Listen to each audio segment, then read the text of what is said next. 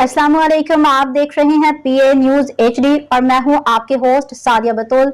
शामिल करते हैं आज की अहम खबरें। खुजदार हमला पाकिस्तानी शोबिस शख्सियात की शदीद मजम्मत। लाहौर शोबिस डेस्क बलोचिस्तान के इलाके खुजदार में स्कूल बस पे होने वाले हमले पे पाकिस्तानी शोबिस शख्सियात ने शदीद मजम्मत और अफसोस का इजहार किया। अदाकारा दुर्र-ए-फिशां सलीम ने इंस्टाग्राम पे लिखा कि खुजदार में बच्चों की स्कूल बस पे हमले ने मुझे हिला के रख दिया है। कैसे कोई इतना बेहस हो सकता है कि मासूम बच्चों को निशाना बनाए। हर दिन की खबर पहले से ज्यादा दिलखराश होती है। ये मामूल नहीं है और ना ही हमें इसे मामूल बनने देना चाहिए।